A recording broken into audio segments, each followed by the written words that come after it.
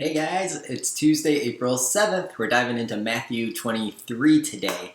It's a beautiful day. I'm sitting here in my kitchen. The windows are open. It started off rainy, but it is warming up quickly, so I hope you're able to enjoy it today. Now, we're diving into this chapter 23. It is not a light chapter by any means. See, Jesus, he's essentially letting the teachers of the law and the Pharisees just have it completely. He first gives them these warnings, and then he proclaims 7 woes of judgment against them. And then it ends with him lamenting over Jerusalem, and really the whole nation of Israel. It's all pretty intense. So today we're going to focus on the very first part. So I want to read a few sections from this, these warnings, or kind of these warnings against the Pharisees. Now he's talking to crowds and the disciples and all of that. And starting at the beginning of chapter 23, it goes like this.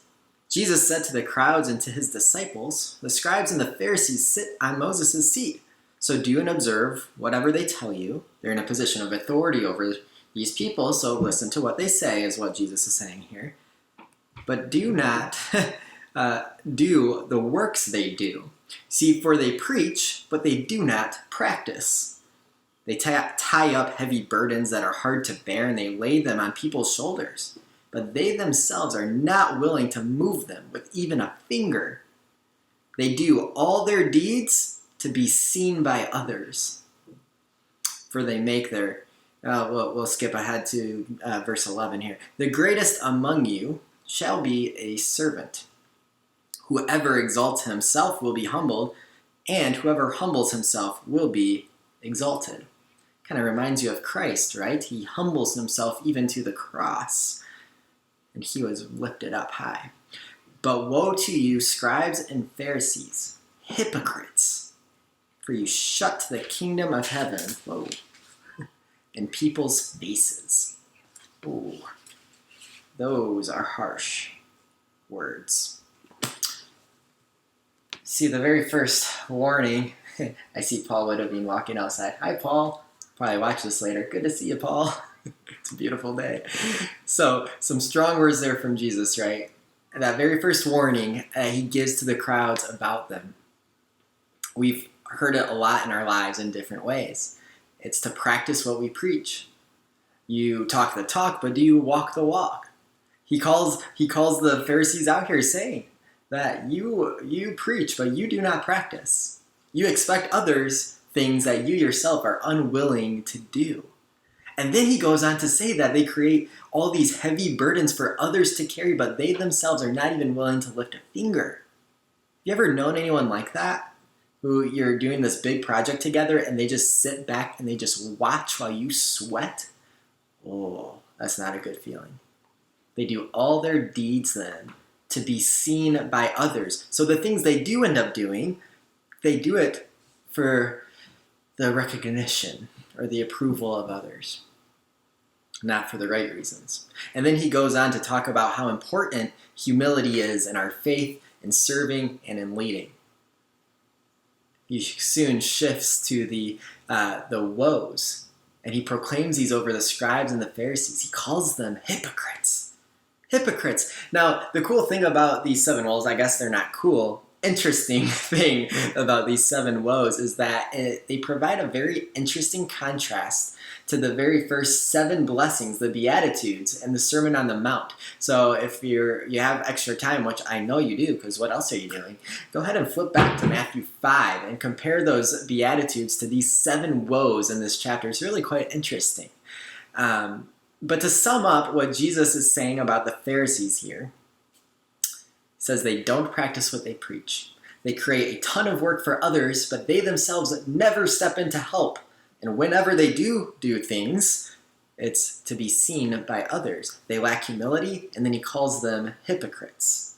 And he goes on to have these 7 woes that contrast with Jesus' Beatitudes, which are characteristics that describe the lifestyle of Jesus' true disciples. So what does this tell us? Well, it is deeply important that we are sincere in all we do, that we are authentic beings. See, Christians, unfortunately, we have a bad rep, and you know what it is. We have a bad rep for being hypocrites. But if we are honest, all of us can fall into that trap.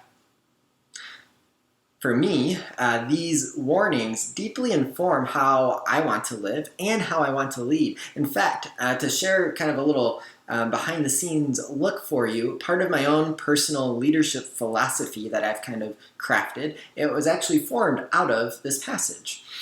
From these very warnings on how to not lead, right? So a couple of my kind of personal leadership philosophies is this: leaders go first.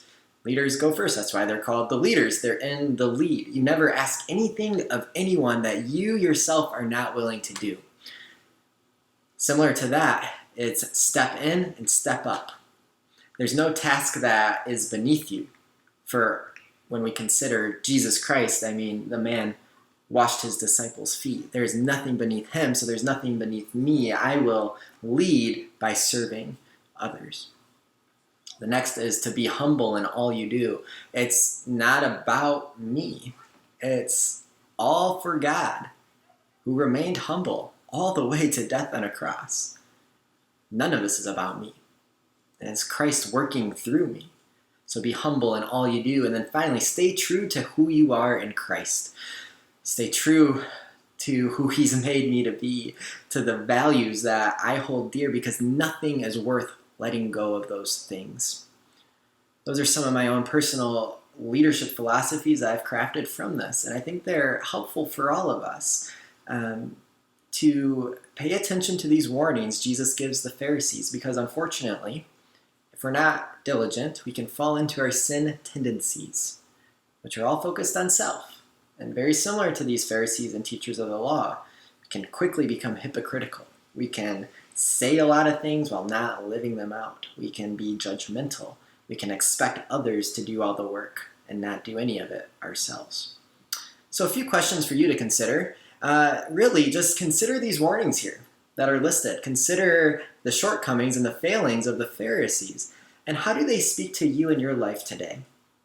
So some ways you can think about this. Do you feel that you practice what you preach?